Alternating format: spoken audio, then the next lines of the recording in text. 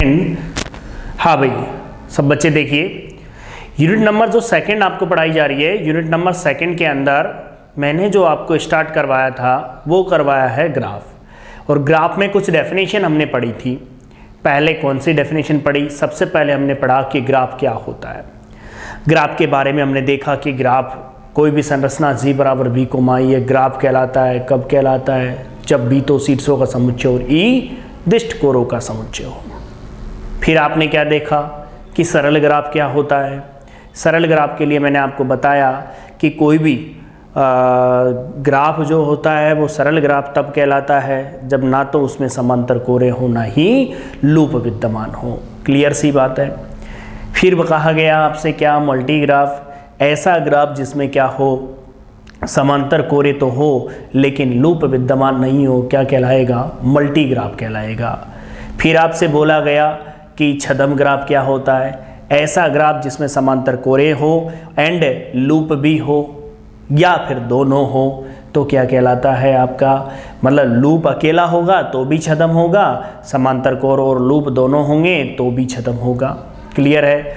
फिर एक और बात मैंने आपसे कही, पता हो तो, कि फाइनाइट ग्राफ क्या होता है, इनफाइनाइट ग्राफ क्या होता है, रिक्त ग्राफ क्या होता है। फाइनाइट कहा कि ग्राफ जी एक फाइनाइट कहलाएगा। कब? जब v और e क्या हो? फाइनाइट हो। फिर आपसे कहा गया कि इनफाइनाइट ग्राफ कब होगा? कि जब आपका कोई ग्राफ है वो इनफाइनाइट तब कहलाएगा जब v और e इनफाइनाइट हो। सिंपल सी बात है, v और e क्या होगा? इनफाइनाइट होगा तो क्या बन जाएगा? वो इनफाइनाइट ग्राफ बन जाएगा। फिर कहा गया रिक्त ग्राफ, ऐसा ग्राफ जिसके अंदर कोरों का समुच्चय क्या हो? रिक्त हो तो क्या कहलाएगा? रिक्त ग्राफ कहलाएगा। फिर इसके बाद मैंने आपसे कुछ बात की रिक्त ग्राफ के अलावा। ग्राफ में किसी अवयव की कोटि, हमने बोला किसी भी शीर्ष पर आपतित कोरों की संख्या, मतलब कोई ग्राफ है और उस ग्राफ में किसी शीर्ष पर आपतित कोरों की संख्या उस शीर्ष की कोटि होती है। ध्यान देंगे। फिर आपसे कहा गया क्या? कि ग्राफ जी में निलंबी शीर्ष क्या होता है? ऐसा शीर्ष ग्राफ जी में जिसकी कोटि 1 हो निलंबी शीर्ष कहलाता है। फिर कहा गया वियुक्त शीर्ष, ग्राफ जी के अंदर एक ऐसा शीर्ष जिसकी कोटि क्या हो? 0 हो, क्या कहलाएगा आपका? वियुक्त शीर्ष कहलाएगा। क्या कहलाएगा? वियुक्त शीर्ष, मतलब ऐसा शीर्ष जिसकी कोटि 0 हो। फिर आपसे कुछ बातें इन्हीं के बारे में हमने डिस्कस किया। फिर आज हम बात करेंगे यहाँ पर दिष्ट ग्राफ की कि क्या होता है दिष्ट ग्राफ। फिर हम दिष्ट ग्राफ वाले वक्रों में कोटि निकालना सीखेंगे, कोटि किस तरह से हम निकालेंगे। ठीक है भाई। और पहले समझते हैं, एक दो डेफिनेशन और बची हुई है वो हम लिख लेते हैं कि क्या होता है। देखिए एक डेफिनेशन है, लिखिए इवन वर्टिसेस, सम शीर्ष, सम शीर्ष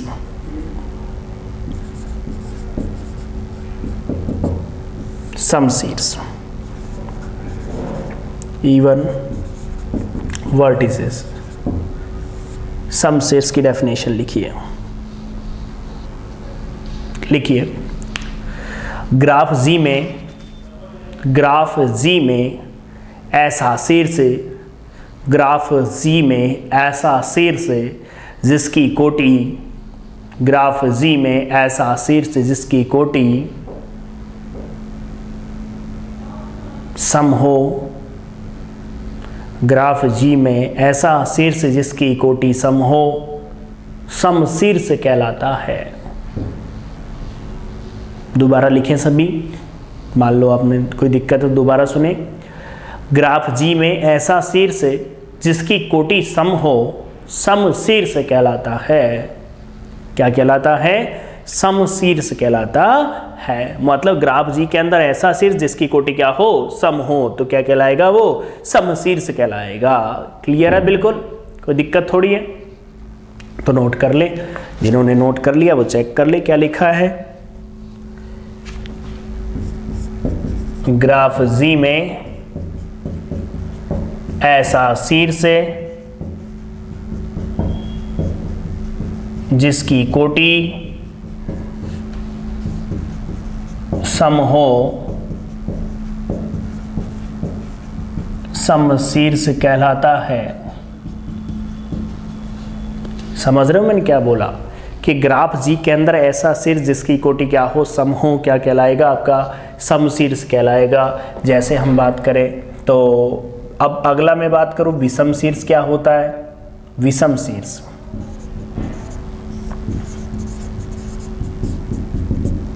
जिसे हम ओड वर्टिसेस बोलेंगे, क्या बोलेंगे, ओड।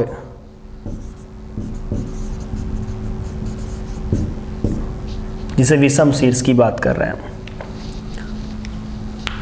विषम शीर्ष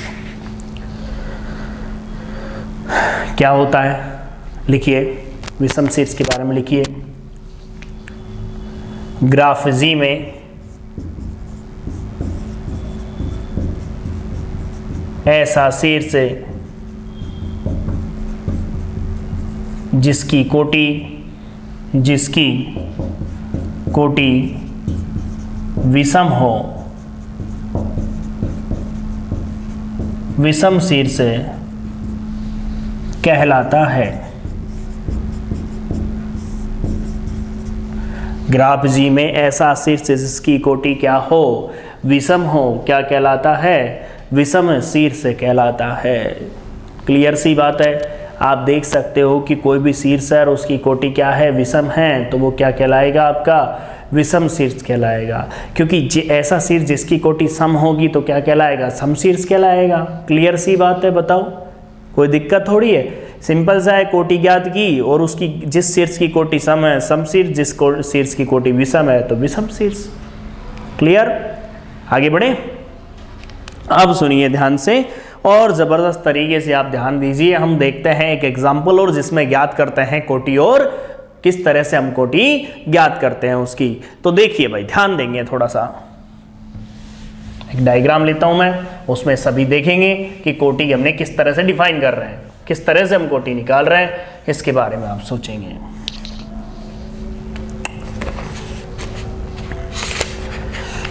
छोटा सा क्वेश्चन है, देखिए ये V1 है, ये लूप बन रहा है। इस पर बनाना चाहो तो साथ के साथ आप बना सकते हो डायग्राम। ये आपका V5 है,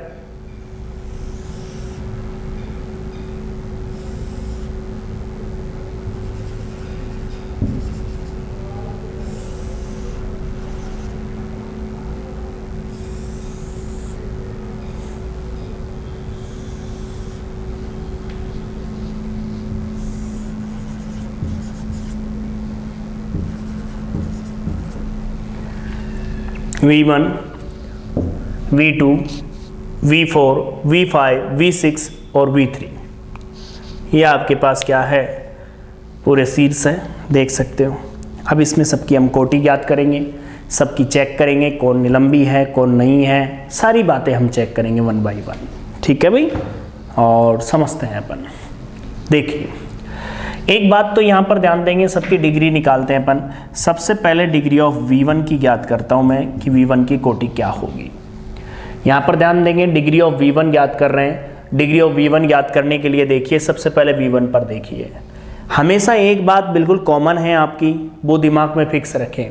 क्या फिक्स रखें कि जब भी लूप की कोटि आप ज्ञात करोगे तो लूप की जो कोटि ज्ञात करोगे उस समय आप कितनी काउंट करेंगे, उसका 2 काउंट करेंगे। मतलब जब लूप को जैसे ही लूप आएगा तो काउंटिंग कहाँ से स्टार्ट करोगे, उसकी 2 से स्टार्ट करोगे, मतलब 2 कोटि मानोगे। क्यों मानोगे, उसका रीजन ये है कि V1 पर 2 कोरें आपतित हो रही है। हाँ डायरेक्शन दे दें जब तो अलग अलग बात हो जाएगी कि बाहर जाने दूर जाने वाली और आने वाली अलग अलग बात है। जबकि अभी क्या है, V1 पर जब खड़े हैं तो 2 कोरें आ रही है। देखो आप दोनों सिरे दिख रहे हैं आपको, तो कितनी कोटि हो गई, 2 हो गई, और 2 और 1 और 1 2, कितनी हो गई, 4 हो गई ना। लूप में हमेशा कितनी काउंट करेंगे हम, 2 काउंट करेंगे। तो बताइए इस V1 की कितनी हो गई, 4। डिग्री ऑफ V2 की बात करूं मैं तो V2 की बात करूंगा तो गिननी है 1 2 3, तो कितनी कोटि हो गई, 3। मैं बात करूं डिग्री ऑफ V3 की, डिग्री ऑफ V3 पर आ जाइए। V3 पर तो एक भी नहीं है, देख लीजिए आप, गिनो। V3 पर एक भी कोर आपतित हो रही है क्या, नहीं हो रही ना। और यदि कोर आपतित नहीं हो रही तो इसका मतलब उसकी कोटि कितनी हो गई, 0। मैं बात करूं डिग्री ऑफ V4 की, 4 पे गिनिए 1 2 3, कितनी कोटि है, 3 कोटि है।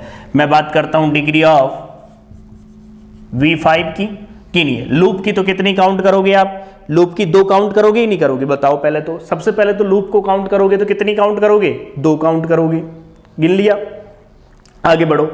2 3 4 5 6 7, क्लियर है ना? बिल्कुल, इसको तो 2 मान के चलोगे लूप में, तो 2 1 मतलब 2 3 4 5 6 7, तो कितनी कोटि हो गई? 7 कोटि हो गई। कितनी कोटि हो गई? 7 हो गई। 2 3 4 5 6 7। अब V6 की बात करूं तो मैं, V6 की कितनी है? 1 है। अब आपसे पूछा जाए कि बताइए कि इसमें वियुक्त शीर्ष कौन सा है। अब आपने डेफिनेशन पढ़ी है ना, तो आपको पता होना चाहिए कि वियुक्त शीर्ष कौन सा है। बताओ V3 है कि नहीं है वियुक्त शीर्ष? क्योंकि वियुक्त शीर्ष की डेफिनेशन क्या थी आपकी, कि ऐसा शीर्ष जिसकी कोटि क्या हो जाए? शून्य हो जाए, तो वो शीर्ष क्या कहलाएगा? आपका वियुक्त शीर्ष कहलाएगा। फिर आपने पढ़ा होगा, अभी डेफिनेशन में पढ़ा था, निलंबी शीर्ष क्या होता है? निलंबी शीर्ष। और निलंबी शीर्ष क्या है? जिसकी कोटि 1 कहाँ दिख रही है? V6 की दिख रही है। देखो कोटि 1 दिख रही है ना भाई, आपको दिक्कत थोड़ी हो रही। अब सुनिए ध्यान से, मैं बात करूं यहां पर समशीर्ष कौन से हैं? समशीर्ष और विषम शीर्ष। अब एक बात बताओ, अभी डेफिनेशन हमने पढ़ी थी, समशीर्ष क्या होता है और विषम शीर्ष क्या होता है। ऐसा शीर्ष जिसकी कोटि क्या होती है? सम, तो समशीर्ष, और ऐसा शीर्ष जिसकी कोटि विषम, तो क्या कहलाता है? विषम शीर्ष कहलाता है। तो बताओ, सबसे पहले V1 की बात करें तो बताओ V1 में कितनी कोटि है? 4। इसका मतलब कौन सा शीर्ष है? समशीर्ष है V1। फिर मैं बात करूं V1 के बाद कौन सा है समशीर्ष? कोई सा ही नहीं है। फिर V2 कौन सा है? विषम। V4 किस सा? विषम। और V5 भी कौन सा है? विषम। तो ये चीजें आपको समझ में आ गई होगी। इसे हमने नहीं लिखा अभी, इन्होंने जो कहा था उसे ही हमने लिखा। बताओ भाई, कोई दिक्कत है इस एग्जाम्पल में? पता चलने में कोई दिक्कत है? कोटि ज्ञात करने में कोई दिक्कत है? यदि किसी को प्रॉब्लम है कोटि ज्ञात करने के लिए, तो एक बात ध्यान से सुन लें कि लूप की कितनी काउंट करेंगे? 2 काउंट करेंगे, जब डायरेक्शन नहीं होगी, जब दिशा नहीं होगी। और यदि मान लो दिशा होती है तो चेंज हो जाएगा। क्यों? क्योंकि ये जो लूप होता है ना, यहां ध्यान दो, ये लूप है। जैसे यहां शीर्ष है, यहां कौन सा है? जैसे V1 है, दिख रहा है आपको V1 शीर्ष। अब V1 शीर्ष पर जब खड़े होते हैं तो हम देखते हैं कि जितनी कोरें आपतित होती है ना, वो उसकी कोटि है। तो बताओ V1 पर कितनी कोरें आपतित हो रही है? 2 कोरें आपतित हो रही है ना। एक तो ये कोर है, कहां से आ रही है उससे मतलब नहीं हमको, और एक ये कोर है, दिख रही है आपको। इसका मतलब ये काउंटिंग करें तो कितनी कोरें हो गई? 2 कोरें, इसलिए इसकी कोटि 2 हो गई। लेकिन मैं जब डायरेक्शन की बात कर दूं तो देखो डायरेक्शन ऐसी, ये तो जाएगा इधर की ओर, बाहर की ओर, और ये इधर घूम के जाएगी तो इसकी ओर आएगी। तो अब चेंज हो गया, एक तो इसकी ओर आ रही है और एक इससे दूर जा रही है। दोनों चीजें अलग अलग आ जाती है, जिसे हम बाह्य और अंतःकोटि के रूप में पढ़ेंगे। समझ में आ रही बात? तो डायरेक्शन वाले की बात अलग है, बिगर डायरेक्शन की बात कर रहे हैं हम अभी तो चलना सीख रहे हैं। आपने पता होगा, जब छोटा बच्चा होता है तो वो बच्चा जब 9th या 10th में पढ़े या उससे पहले छोटे से बच्चे होते हैं, आजकल तो साइकिलें क्या है इस रूप में आने लग गई, छोटी साइकिलें आने लग गई। जैसे जैसे बच्चे की स्टेज बढ़ती है वैसे वैसे उसकी साइकिल अपने आप बढ़ाते जाते हैं। कहने का मतलब उसका रूप बदलते जाते हैं। पहले क्या होता था कि साइकिल तो वही रहती थी, ज़्यादातर साइकिलें तो वही रहती थी, रेंज में इतनी ही रहती थी। और पहले तो वो एटलस और चलती थी, ठीक है, अभी भी चलती है, वो काफ़ी कुछ प्रचलन में थी। आजकल तो क्या देखो बाइक वगैरह इतना नहीं, तो पहले साइकिलों का ज़्यादा वो था। तो साइकिल जब चलाना सीखते तो बच्चा क्या करता था? सबसे पहले वो साइकिल सीखता था कौन सी, पता हो तो याद करो, जो गांव की गलियों में जो चलती है ना साइकिलें, जो छोटे छोटे बच्चे चलाना सीखते हैं, पहले तो उसको हैंडल को लेकर के ऐसे चलना सीखते हैं। तो हम तो पहले जो चलना सीख रहे हैं इसके अंदर, जब हमें ट्रेंड हो जाएंगे उसके बाद हमें क्या देंगे? हमें डायरेक्शन देंगे, दिशा देंगे कि भाई इधर तो चलना है, इधर से आना है, मतलब दिशाओं का भी पालन करना पड़ेगा, फिर नियमों का पालन करना पड़ेगा आपको। उसके बाद ही तो आप लाइसेंस मिलेगा आपको चलने का। और यदि मान लो ये चीज़ मिल जाएगी उसके बाद फिर आपको फ्री छोड़ा जाएगा, भाई जाओ वहाँ तक जाके आना। पहले ही छोड़ दिया जाता है क्या? नहीं छोड़ा जाएगा ना, पहले ट्रेंड किया जाएगा। अब एक बात बताओ, जब वो पहले बार जो साइकिल चलाते थे बच्चे, तो वो कैसे चलाते थे पता है? सबसे पहले वो कैंची चलाते थे। कैंची का जानते होंगे आप जनरली कैंची क्या होती है? वो वाली कैंची नहीं जो कपड़े वाला काटते हैं, वो कैंची नहीं। मतलब वो साइकिल जो होती है, उस साइकिल में ही एक तो ऊपर बैठ करके जो चलाते हैं, ऊपर सीट पे बैठ के चलाए, एक साइकिल होती है कि उसके पैर तो पहुंचते नहीं है, तो वो नीचे ही उस डंडे को पकड़ करके ऐसे पकड़ गए और फिर चलाना सीखता है, वो उसे कैंची बोलते हैं। फिर धीरे धीरे धीरे धीरे वो स्टेज पे उसके ऊपर बैठना सीख जाता है, बैठते बैठते बैठते वो फिर चलाना सीख जाता है। पैर नहीं पहुंचते तो भी झुक झुक के पैर इधर उधर पहुंचा करके वो चलना सीखता है। सोचिए आप, एक एक प्रतिक्रिया को सोचिए, क्या पहले दिन ही वो सीख गया स्पीड से चलाना? नहीं सीखा ना। बच्चा क्या करता है, पढ़ाई में भी यही है, बच्चा सोचता है कि एक दिन क्वेश्चन किया, मेरे से तो हो ही नहीं रहे क्वेश्चन। ऐसा नहीं होता, क्वेश्चन बच्चे से होंगे, लेकिन बच्चे को पहले प्रिपेयर तो होने दो उस चीज के लिए, ठीक है। तो आपको ऐसे बहुत एग्जाम्पल मिल जाएंगे जो लाइफ में बहुत अहमियत रखते हैं। किसी कहीं से एग्जाम्पल लाने की जरूरत नहीं है। आप जहां आसपास रह रहे हो, जहां आपका परिवेश है, वहीं पे यदि आप कई चीज़ों से एजुकेशन लेना चाहें तो आराम से ले सकते हो। आप खुद देखिए, एक चिड़िया होती है, चिड़िया अपना घोंसला बनाती है, तो आप देखिए उसके पास कुछ नहीं होता शुरू में, एक एक तिनका इकट्ठा किया जाता है। क्या उम्मीद लगा सकते हो कि इस तिनके से इतना सुंदर सा घर बना सकती है वो? शुरू में तो नहीं लगाया जा सकता, लेकिन धीरे धीरे धीरे धीरे वो तिनके इकट्ठे करना चालू कर देती है। तो अब आप सोचिए उसकी कितनी मेहनत होगी, तब जाकर के उसका घर तैयार होता है। आप बताइए, आप खुद सोचते हो एक क्वेश्चन समझा, उसके बाद सोचते हो कि हाँ हमसे सोल्व हो जाना चाहिए स्पीडली। आपकी जितनी प्रैक्टिस होगी वो काम करेगी आपके सॉल्यूशन की, आपके प्रेजेंटेशन की। मैं नहीं जानता कि आप कितना पढ़ते हो, लेकिन मैं ये जानता हूं कि जो भी आप पढ़े वो एक तरीके से कंसेप्ट क्लियर करते हुए पढ़े, रटे ना। रटने से कुछ नहीं होगा। और एक और बात ध्यान रखें, जिस भी क्लास में आपने एडमिशन लिया है उस क्लास को इस तरीके से पढ़ें कि कभी वो क्लास आपके सामने आए या आप उसके लिए पूर्ण रूप से प्रिपेयर हो। कई बच्चे ऐसे होते हैं कि प्रेजेंट की टेंशन नहीं होती, उन्हें फ्यूचर की टेंशन होती है आगे की। प्रेजेंट में क्या कर रहे हैं उससे कोई मतलब नहीं है, हाँ फ्यूचर में ये करना है, पहले अभी जो चल रहा है उसे तो तैयार करो पहले। उसका पता ही नहीं है क्या हो रहा है, क्योंकि जब तक प्रेजेंट नहीं सुधरेगा, हाँ सोचना जरूर है आपको फ्यूचर की, लेकिन पहले जो कंटिन्यू जो चल रहे हो आप उसे भी तैयार करते हुए चलो, जिस काम को लेकर के आप चल रहे हो, ठीक है। कई बार ऐसा होता है कि आप लोगों में ऐसे बच्चे भी हैं जो आपने देखा होगा, कई बच्चे ऐसे होते हैं बहुत इंटेलिजेंट होते चले जाते हैं, लेकिन उनका बेस बहुत ही कमज़ोर रह जाता है। आप बेस से मतलब आप समझ गए होंगे, बहुत पढ़े लिखे बच्चे हो, क्योंकि आप जानते हो कि कॉलेज में जो बच्चा पढ़ रहा है तो 12th तक खूब अच्छे से पता है उसको, शुरू से LKG UKG से कंटिन्यू उसको पढ़ाते पढ़ाते पढ़ाते टीचर लेके आता है, तब जाके वो सीखता जाता है धीरे धीरे धीरे धीरे धीरे। बहुत टाइम लगता है एजुकेशन में। और आप सोचो, मैं बार बार आपसे कह देता हूँ इस बात को, आपकी लाइफ के अंदर आपके पेरेंट्स और शिक्षक दोनों की बहुत अहमियत होती है। हमें भी किसी से, हमें भी जब शुरुआत में जब हमें कई चीज़ें नहीं आती थी तो हम भी किसी से सीखते थे, हमारे भी गुरु हैं, हर कोई चीज़ है। आपको ये हमेशा याद रखना, कभी भी कोई भी, हर स्टूडेंट का, हर टीचर का कोई ना कोई गुरु जरूर होगा। एक बात याद रखना, कहा गया भी है, आप अच्छे से जानते हो, ठीक है ना, कि गुरु के बिना ज्ञान नहीं है। ये बिल्कुल क्लियर है, आप अच्छे से समझते हो इस चीज़ को।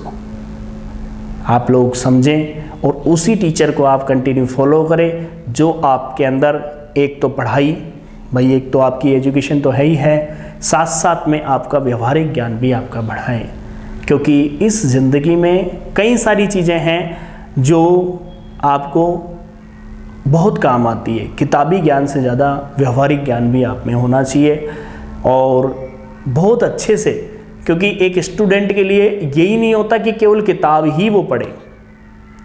उस स्टूडेंट के लिए अपने आप को इस तरह से तैयार करना होता है कि आने वाले जैसे परिवेश में है वो ढाल सके, ढंग से अपने प्रेजेंटेशन को व्यक्त कर सके। सब कुछ बोलने पर डिपेंड है, नहीं तो फिर बाद में जब आप BSc या ग्रेजुएशन हो जाते हैं, उसके बाद कहीं भी किसी भी एग्ज़ाम या कंपनी में इंटरव्यू देने जाते हो आप, तो एक ही बात करते हो, क्या सीखते हो आप पता है? Skill development. फिर सीखेंगे पर्सनालिटी डेवलपमेंट, मतलब बोलने चलने के तरीके सीखेंगे। आप सोचिए पहले, जो बचपन से सीखते आ रहे हो आप। यदि आप धीरे धीरे अपने आप को चेंजेस करें तो आराम से स्टेबल चेंजेस होगा, लेकिन आप जब एकदम कहें कि मैं परिवर्तन करना चाह रहा हूं तो एकदम परिवर्तन इतना स्टेबल नहीं होता। ठीक है भाई, अपने टॉपिक पे आ जाएं अब बताइए आप यहां पर ध्यान देंगे सब बच्चे, डिग्री और मतलब इसमें कोई दिक्कत है क्या डिग्री याद करने में? नहीं है तो अब चलते हैं अपन।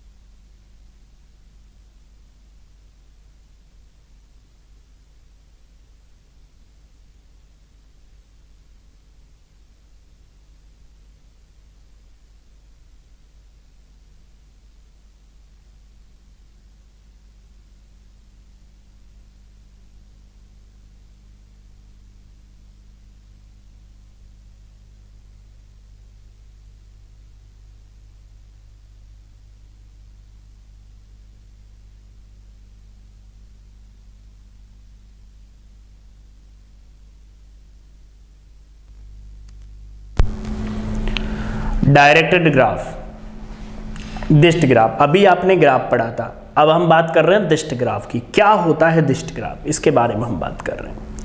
देखिए दिष्ट ग्राफ का मतलब क्या होता है। दिष्ट ग्राफ का मतलब होता है कि कोई भी ग्राफ है, उस ग्राफ में कैपिटल वी तो शीर्षों का समुच्चय हो, लेकिन कैपिटल ई क्या हो, दिष्ट कोरों का समुच्चय। मतलब सिंपल सी बात है, अब तक जो ग्राफ पढ़ रहे थे उसके अंदर दिशा नहीं थी, अब जो ग्राफ पढ़ोगे उसके अंदर क्या होगी, आपकी दिशा दी हुई होगी। क्या दी हुई होगी, दिशा, डायरेक्शन दी हुई होगी। समझ रहे हो आप मेरी बात को? तो लिखिए सभी और समझिए, लिखिए ग्राफ z बराबर v कोमा e एक दिष्ट ग्राफ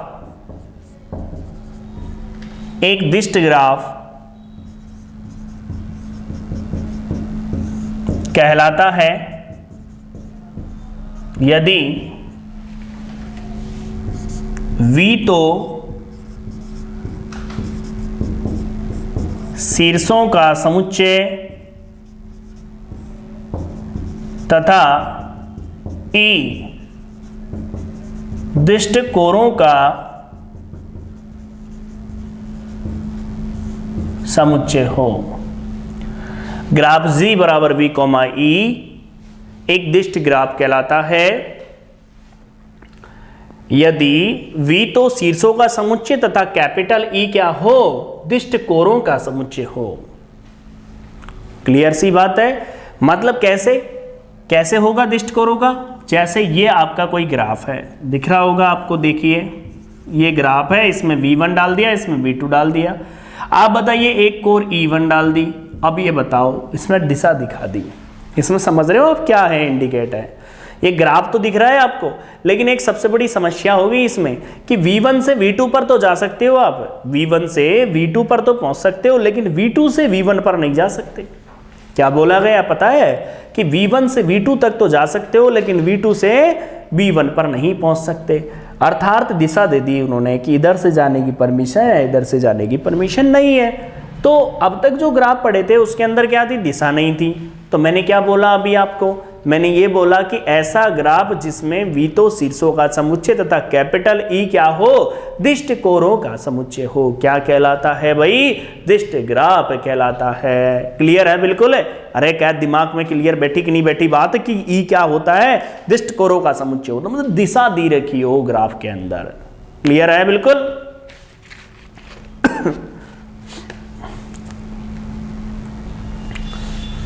अब देखो अपन क्या करते हैं, कोटि और घात क्या मतलब सॉरी कोटि ज्ञात करते हैं। नए नए टॉपिक आ जाते हैं दिमाग में। एक एग्जांपल लेते हैं जिसमें अपन क्या करते हैं, प्रत्येक शीर्ष की कोटि ज्ञात करते हैं। जो बच्चे हैं साथ के साथ लिख लें। जैसे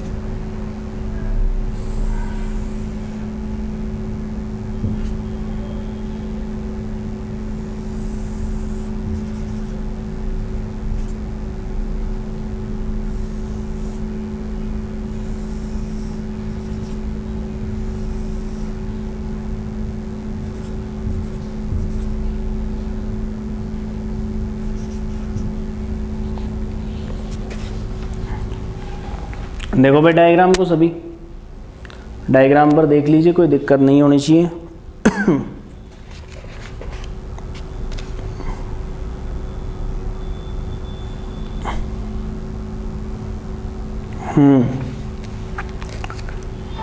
डायरेक्शन देख लेना भाई, सबसे बड़ी तो डायरेक्शन है, क्योंकि दिशा ही सब कुछ है। दिशा यदि गलत हो गई ना एक भी, तो क्वेश्चन गलत हो गया, ये बात ध्यान रखना। अब देखिए डिग्री ज्ञात करते हैं। अब इसमें क्या है, दो प्रकार की कोटियां हो जाएगी, ध्यान रखना। कौन कौन सी हो जाएगी वो सुनिए पहले तो। सबसे पहले तो इसके अंदर एक तो सबसे बड़ी बात हो जाएगी कि एक तो होती है कि बाह्य कोटि और एक अंतः कोटि, क्योंकि दिशा आ रही है। समझ रहे हो मैं क्या बोलना चाह रहा हूं, कि ग्राफ के अंदर क्या दे दी, दिशा। अब बताओ दिशा जब दे दी तो एक बात बताओ, दिशा जब दे दी तो आपको पता है कि एक तो होती है इसके अंदर कोई कोर इस एक शीर्ष से दूर जा रही है, कोई उसकी ओर आ रही है, यही बात है ना। अब सुनो, इसमें दो बातें होगी, एक तो बाह्य कोटियां, बाह्य कोटियां, एक होती है अंतः कोटियां। देख लीजिए आप, क्लियर है। एक तो बाह्य कोटि, एक है अंतः कोटि। तो निकालें अपन बाह्य और अंतः कोटि में। देखिए सबसे पहले हम बात की डिग्री, प्लस लगा दूं बाह्य को और V1 को। बताओ V1 की डिग्री क्या होगी, बताइए। जो V1 है उसकी डिग्री क्या होगी। V1 की डिग्री आ जाइए, गिनो भाई। एक तो इधर आ रही है, तो इससे क्या हो रही है, वो दूर जा रही है। समझने की कोशिश करना, थोड़ा समझने की कोशिश करना मैं क्या बोलना चाह रहा हूं। अभी तक लूप में आपने कितनी काउंट की थी, अभी तक लूप में आपने काउंट की थी कितनी, एक साथ दो काउंट कर रहे थे लूप में। लेकिन अब मैं बात कर रहा हूं किसमें, दिष्ट ग्राफ के। और दिष्ट ग्राफ में लूप पे डायरेक्शन है, तो एक तो V1 से दूर जा रही है लूप में और एक उसकी ओर आ रही है। इसका मतलब दोनों अलग अलग चीजें हो गई। तो देखिए भाई V1 की बाह्य कोटि कितनी है, एक तो देखो, एक तो ये रही और कोई सी नहीं है, ये भी नहीं है, ये भी नहीं है। बाह्य का मतलब दूर जाने वाली, अंतः का मतलब उसकी ओर आने वाली। बस इतनी से पकड़ लो, बाकी तो आदि शीर्ष, अंतः शीर्ष वगैरह के रूप में अपन डेफिनेशन लिखेंगे, आप जानते हो लैंग्वेज तो होगी। बाकी मैं समझाने की दृष्टि से आपको बता रहा हूं, दूर जाने वाली बाह्य, उसकी ओर आने वाली अंतः। देखिए भाई V1 की डिग्री एक ओनली। मैं बात करूं V2 की डिग्री निकालता हूं। बताओ V2 की जो डिग्री निकालूंगा तो आपके सामने कितनी हो गई। एक तो V1 की, पहले तो V2 पर आ जाओ। V2 पे कितनी है, 1 2 3, कितनी हो गई, 3 हो गई। बता दीजिए आप। V2 पर यदि मैं बाह्य निकालना चाहूँ तो कितनी दूर जा रही है V2 से, एक तो ये जा रही है, एक ये जा रही है, एक ये जा रही है, 3 जा रही है। मैं बात करूँ यहाँ पर डिग्री ऑफ V3 की बात करता हूँ, तो V3 की बात करूँगा तो देखो V3 में दूर जाने वाली एक भी नहीं है, कोई सी नहीं है, इसका मतलब 0। डिग्री ऑफ V5 की बात करूँ मैं, V5 की बात करता हूँ तो देखिए क्या होगा। V5 दूर जाने वाली 1 2 3, गिनो ना, 1 2 3 4, तो कितनी हो गई, 4। मैं बात करूं degree of V6, degree of V6 की बात करता हूं। V6 से नहीं है, मैंने V4 नहीं ली ना पहले, V5 एक और ले लेता हूं, V4 नहीं ली थी पहले। V4 पे देखो 1 2 3, ढंग से देखो 1 2 3, बताओ क्लियर। टोटल योग कर लेता हूं, बाह्य कोटियों का योग। 3 और 1 4, 4 4 8 3 11, क्लियर है बिल्कुल। बताओ कोई दिक्कत हो तो आपको, यहां तक क्लियर है। अब आप सुनो, किस पर आओ, वापिस आओ अंतः कोटि, और किस पर आओगे, डिग्री ऑफ माइनस में V1। बताओ भाई V1 की डिग्री निकालते हैं अपन। आ रहे हो बोर्ड पे, देखो भाई सब आओ बोर्ड पे। बताओ V1 पर कोटि निकाली मैंने, बताओ V1 की ओर कितनी कोरें आ रही है। एक तो ये आ रही है, एक ये आ रही है, कितनी हो गई, 2। तो बताओ डिग्री ऑफ V1 कितनी आ गई, 2। फिर मैंने बात की डिग्री ऑफ V2 की बात करता हूं मैं। V2 पर गिनो कितनी है उसकी ओर आने वाली, एक ही है ही नहीं, ये भी नहीं, ये भी नहीं, ये भी नहीं, ओनली एक। फिर मैंने बात की डिग्री ऑफ V3 बताओ, V3 उसकी ओर आने वाली गिनो ना, उसकी ओर आने वाली तो बहुत सारी है, 1 2 3 4 5, गिनती तो आनी चाहिए आप पे, क्योंकि ऐसे तो इंटेलिजेंट हो गणित में आप, जब ही तो लिया आपने गणित है, नहीं तो ऐसे तो भगते हैं बच्चे गणित को देख के ही, आपने ली है तो अच्छी बात है।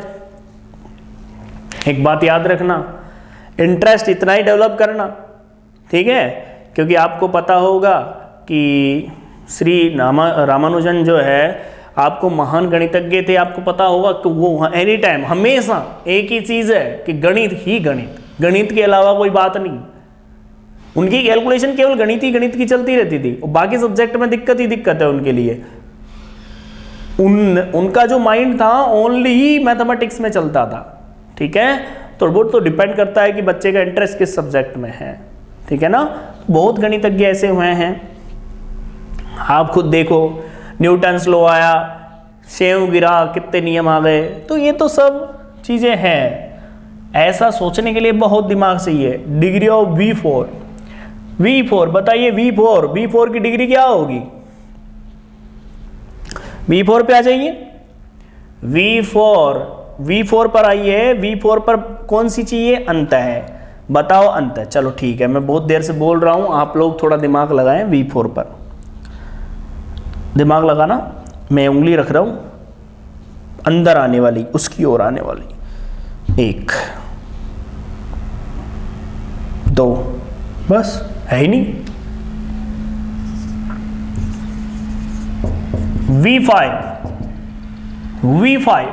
V5 देखिए, V5 कहां है, ये रहा, बताओ भाई उसकी ओर आने वाली एक ही है। अब टोटल योग कर लेते हैं, summation of degree of plus V बराबर, प्लस लगा दिया मैंने इस पे, बताओ योग करते हैं, गिनो, 2 और 1 3, 2 और 1 3, 3 और 5 8 है, अरे 2 10 और 1 11, बताओ भाई टोटल कोटियों का योग कितना हो गया, 11। तो क्या हुआ, डिग्री ऑफ प्लस V बराबर डिग्री ऑफ, ये प्लस है ये माइनस है,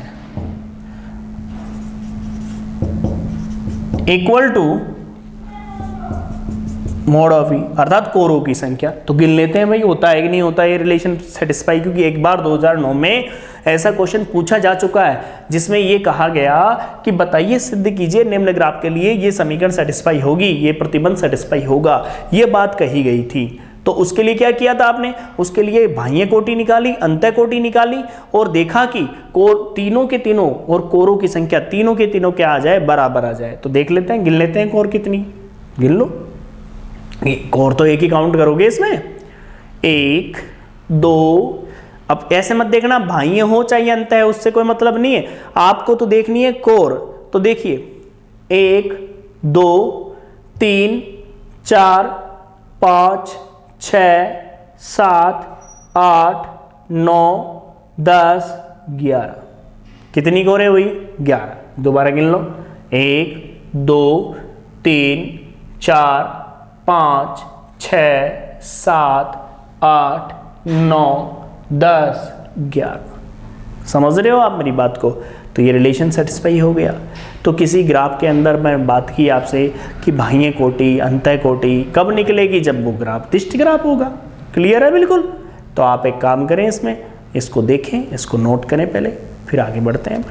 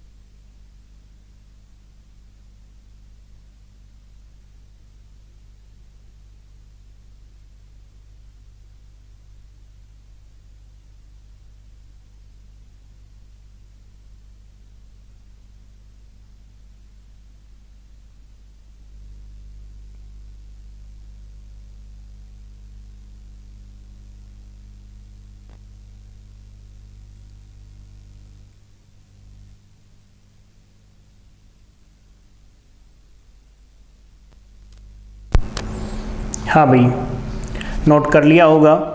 आगे बढ़ते हैं अपन और समझते हैं। देखो आपकी बुक के अंदर क्वेश्चन हैं इसके, जिसमें आपको कोटि घात वगैरह आपको निकालना होता है। सॉरी आप सभी को, क्योंकि बार बार कोटि तो आती है, फिर घात भी आ गई बात में। और दूसरी बात क्या कि पेपर जो है कई, जैसे कि एक दूसरे पेपर की बातें भी दिमाग में मिक्सिंग हो जाती है, बातें पता नहीं समझ से ही बाहर होती है।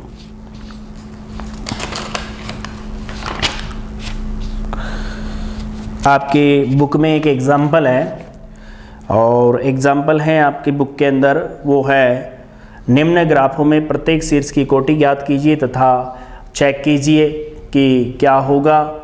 समझ रहे हो मैं क्या बोलना चाह रहा हूँ आपको? तो ये चीज़ें भी आपको देखनी है। इसके अंदर है आपके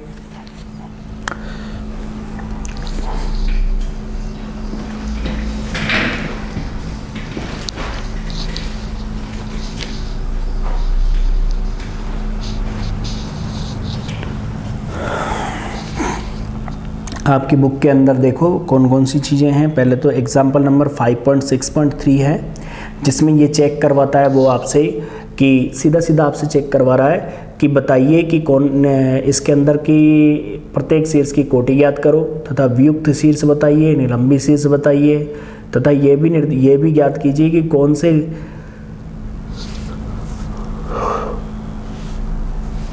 कौन सा ग्राफ सरल ग्राफ है, मल्टी ग्राफ है या छद्म ग्राफ है। सारी बातें पूछ ली उन्होंने। जो बातें हमने अब तक पढ़ी थी वो सारी की सारी बातें इन्होंने क्या कर ली, पूछ ली। एक एक चीज़ आपसे पूछी है। ठीक है भाई, तो 5.6.3 आपको करना है और उसमें आपको कोटि ज्ञात करनी है। उसमें ये पता करना है कि वो सरल ग्राफ है, मल्टी ग्राफ है या छद्म ग्राफ है। पेज नंबर 221 पर है। जेपीएस की आपको बुक लेनी है, मैंने पहले ही बोल दिया आपको जेपीएस बुक लेनी है। ठीक है भाई, तो आपको ये सारी चीज़ें क्लियर है पहले से।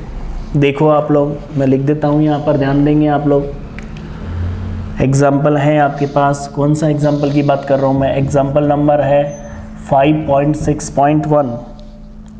पेज नंबर हम बात करें तो पेज नंबर है हमारे पास 200, पेज नंबर 221। 6.1 नहीं है, 3 की बात कर रहा हूँ मैं। 3 पेज नंबर है 221। तो इस पर आप इस एग्जाम्पल को देखें, समझें कि वो क्या कह रहा है क्या नहीं कह रहा। ठीक है, इसके बाद सुनिए आप लोग, यहाँ पर एक एग्जाम्पल नंबर है 5.6.6। 5.6.6 एग्जाम्पल नंबर है आपके पास। यहाँ पर ध्यान देंगे और समझेंगे, थोड़ा सा बोर्ड पर ध्यान दीजिए। देखिए,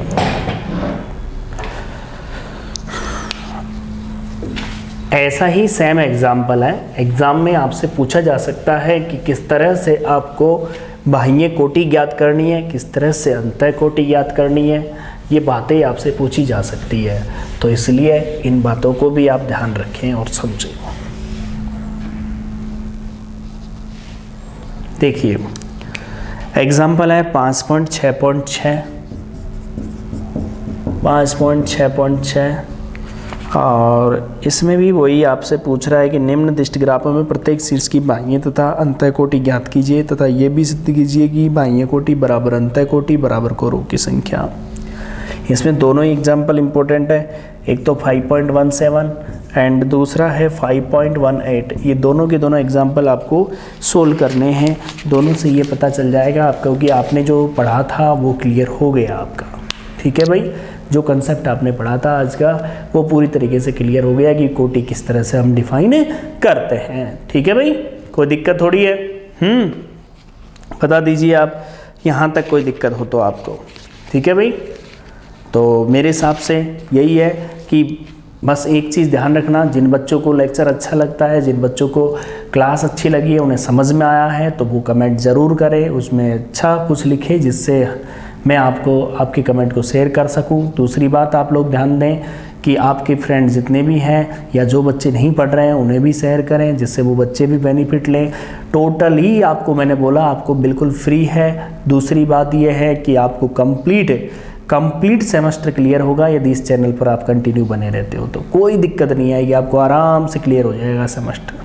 ठीक है, जो मिड टर्म एग्ज़ाम है उसके लिए भी इम्पोर्टेंट है ये, जो शुरू की दोनों यूनिट है जिसमें से आपकी क्वेश्चंस पूछे जाएंगे। ठीक है ना, और खुश रहो, मस्त रहो। ठीक है, थैंक यू।